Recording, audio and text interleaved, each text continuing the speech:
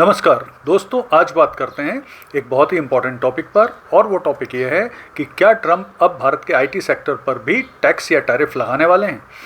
तो ये बात कैसे उठी कि जो ट्रंप के ट्रेड एडवाइज़र हैं पीटर नवारो, उन्होंने ये बात बोली कि जो आईटी प्रोफेशनल हैं, विशेष तौर पर रिमोट आईटी वर्कर हैं, उन पर भी टैक्स लगाना चाहिए।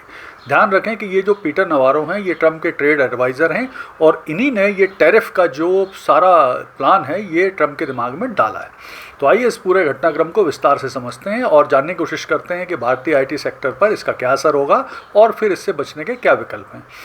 तो देखिए, प्रमुख रूप से पीटर नवारो ने बोला है कि जो रिमोट आईटी वर्कर हैं, कंपनी हैं, सेवाएं हैं, इन पर टैक्स लगाना चाहिए। और उन्होंने कुछ प्लान प्रस्तुत किए हैं, तो जिनको हम जानने की कोशिश करते हैं कि आखिर वो कौन से प्लान हैं। तो प्रमुख रूप से 3 प्लान प्रस्तुत किए गए हैं भारतीय आईटी सेक्टर पर टैरिफ लगाने के हिसाब से, या भारतीय आईटी सेक्टर को प्रेशर में डालने के लिए।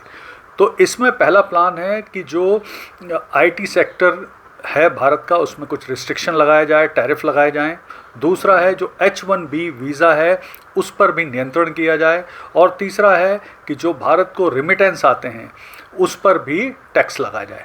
तो आइए इन तीनों चीज़ों को विस्तार से समझते हैं।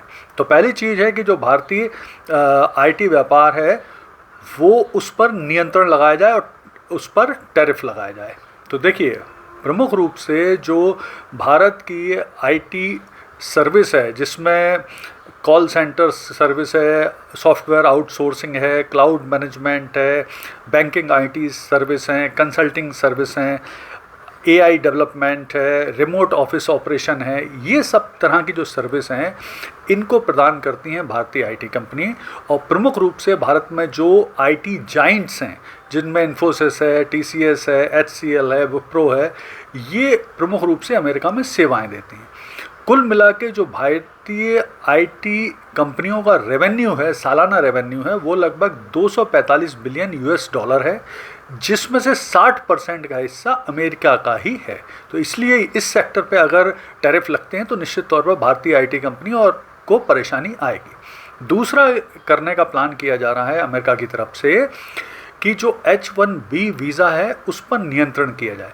देखिए, जो H-1B वीज़ा है वो प्रमुख रूप से आईटी इंजीनियर्स, रिसर्चर, मेडिकल क्षेत्र में लगे हुए लोगों को, हाईली जो ट्रेंड प्रोफेशनल्स होते हैं उनको दिया जाता है।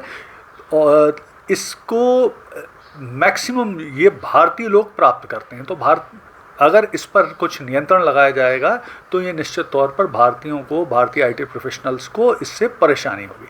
टारगेट भी वही है।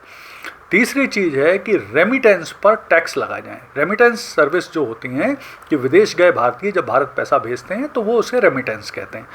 तो भारत, ध्यान रखिए, दुनिया का सबसे बड़ा रेमिटेंस प्राप्त करने वाला देश है। भारत को लगभग 135 बिलियन यूएस डॉलर का रेमिटेंस प्रति वर्ष प्राप्त होता है। और जो टॉप 3 रेमिटेंस देश हैं जहाँ पे काम करके भारतीय पैसा भेजते हैं, उसमें टॉप में नंबर 1 है अमेरिका, जहाँ से 27% रेमिटेंस आता है। नंबर 2 पर है यूएई, जहाँ से 19% रेमिटेंस आता है। और नंबर 3 पर है यूके, जहाँ से 10% रेमिटेंस आता है। यानी रेमिटेंस के मामले में भी अमेरिका भारत का एक बड़ा रेमिटेंस कंट्री है। तो इस पर भी अगर टैक्स लगेगा तो निश्चित तौर पर भारतीयों को परेशानी होगी। भारत का जो विदेशी मुद्रा भंडार है, फॉरेक्स जो रिजर्व है भारत का, उसमें भी कमी दर्ज होगी। तो इस तरह से ये प्लान किए जा रहे हैं। अब अगर मान लीजिए अब भारतीय आईटी सेक्टर को टारगेट किया जाता है तो इससे ऐसा नहीं है कि इस भारतीय आईटी सेक्टर को तो परेशानी होगी, नुकसान होगा ही, लेकिन इसके साथ साथ अमेरिका की भी जो आईटी कंपनियां हैं, आईटी फर्म हैं, बहुत सारी और भी कंपनियां हैं, उनको भी परेशानी होगी। उनको ऐसे परेशानी होगी कि अचानक से वो रिप्लेसमेंट भारत का कहाँ से लाएंगे। कौन सा देश या कौन सी इतने बड़े आईटी सर्विस पूरी दुनिया में प्रदान कर रहे हैं जो अचानक से रिप्लेसमेंट कर देंगे। यानी वहाँ पे अगर वो फिर लोकल कंपनियों से हेल्प लेंगे तो वो उनको बहुत महंगा पड़ेगा, तो वहाँ पे कंपनियों को भी प्रॉब्लम आएगी। तो वो भी ट्रंप पे दबाव डालेंगे। अब भारत सरकार क्या कर रही है? तो भारत सरकार प्लान कर रही है, एक तो भारत सरकार कुछ रिलीफ फंड बनाने के प्लान कर रही है। इसके अलावा बहुत सारे देशों के साथ फ्री ट्रेड एग्रीमेंट के प्लान कर रही है।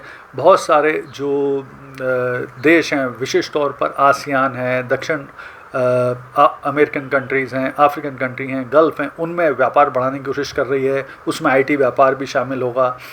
फिर भारत सरकार एससीओ और ब्रिक्स कंट्री के साथ एंगेजमेंट बढ़ाने की कोशिश कर रही है। इसके अलावा फ्यूचर में जो डी डॉलराइजेशन है उस पर बात अब आरंभ करने की बात होने लगी है, ब्रिक्स करेंसी बनाने की बात होने लगी है।